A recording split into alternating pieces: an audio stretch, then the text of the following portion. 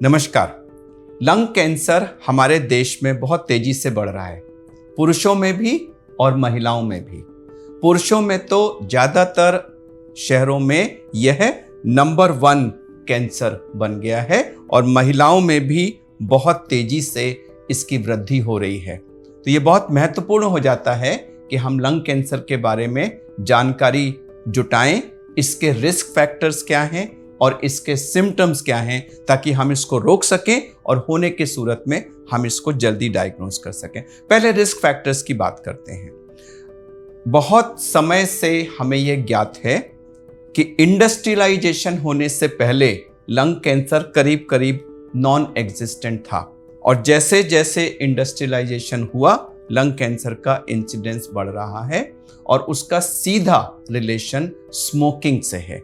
तो स्मोकिंग यानी धूम्रपान सबसे बड़ा रिस्क फैक्टर्स है, चाहे आप एक्टिव स्मोकर हो या पैसिव स्मोकर। पैसिव स्मोकर का मतलब कि कोई कमरे में सिगरेट पी रहा है और उसका धुआं उड़ रहा है, आप वहां बैठे हैं, पी नहीं रहे हैं, लेकिन वो धुआं आप भी इनहेल कर रहे हैं, इससे सेकंड हैंड या पैसिव स्मोकिंग कहते हैं। तो फर्स्ट हैंड या एक्टिव स्मोकिंग, सेकंड हैंड या पैसिव स्मोकिंग, ये दोनों लंग कैंसर का बहुत बड़ा कारण है। एक समय था शायद 30 वर्ष पहले जब यह एक मेजर कारण था, लेकिन पिछले 10 से 20 वर्षों में एयर पॉल्यूशन यानी वायु प्रदूषण भी एक बहुत महत्वपूर्ण कारण के रूप में उभरा है। और उसका कारण यह है कि प्रदूषित हवा में जो केमिकल्स होते हैं और सिगरेट या बीड़ी के धुएं में जो केमिकल्स होते हैं वो मोर और लेस सेम है, और इसीलिए WHO ने एयर पॉल्यूशन को सेकंड टोबैको एपिडेमिक का नाम दिया है, यानी कि ये बिल्कुल टोबैको जैसा ही काम करता है। तो एक स्मोकिंग, चाहे वो बीड़ी हो, सिगरेट हो, हुक्का हो, किसी भी फॉर्म में स्मोकिंग, और दूसरा प्रदूषित हवा में सांस लेना। आज की तारीख में यह 2 कारण एक महत्वपूर्ण कारण हैं, रिस्क फैक्टर्स हैं लंग कैंसर होने के। नेक्स्ट पॉइंट कि इसके सिम्टम्स क्या हैं। तो लंग कैंसर का सिम्टम एक बहुत वाइड रेंज है।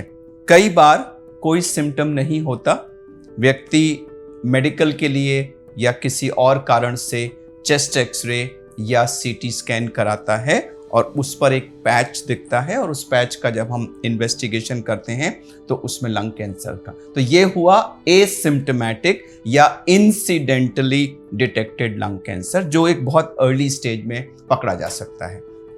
लेकिन जब ट्यूमर बढ़ता है और उससे सिम्टम्स होते हैं तो सबसे कॉमन सिम्टम है खांसी जो जाती नहीं है, यानी cough which does not go away, यानी कि परसिस्टेंट कॉफ, और खासकर से उस कॉफ के साथ अगर खांसी में खून आने लग जाए, जिसको हम हीमोप्टिसिस कहते हैं। So cough which does not go away and hemoptysis यानी बलगम में खून आना, यह लंग कैंसर का एक बहुत मेजर सिम्टम है। इसके अलावा जब कैंसर बड़ा होता है, लंग में और इन्वॉल्वमेंट होता है, तो सांस फूलना, छाती में दर्द होना, और जगह अगर कैंसर फैल जाए तो सर में दर्द होना, बेहोशी हो जाना, अगर बैक बोन में फैल जाए तो बैक में पेन होना, किसी और जगह बोन में फैल जाए तो वहाँ पेन होना, ये भिन्न भिन्न सिम्टम्स हैं। भूख कम होना, वजन लॉस होना, ये सब वेग सिम्टम्स हैं जिसका कोई स्पेसिफिक लंग कैंसर की तरफ इशारा नहीं है, लेकिन इन सब तरीकों से लंग कैंसर प्रेजेंट कर सकता है। तो 2 मूल मुद्दे, स्मोकिंग और वायु प्रदूषण, यह 2 इसके अहम रिस्क फैक्टर्स हैं, और खांसी और खासकर से खांसी में खून आना, यह इसका प्रोमिनेंट सिम्टम है। अगर हम इन बातों को याद रखें तो ऐसा कोई भी सिम्टम होने के सूरत में हम जल्दी से जल्दी अपना इन्वेस्टिगेशन कराएं, तो हम इस बीमारी को अर्लीस्ट स्टेज में डायग्नोज कर सकते हैं और उस स्टेज में इसका ट्रीटमेंट और इवन क्योर संभव है। नमस्कार।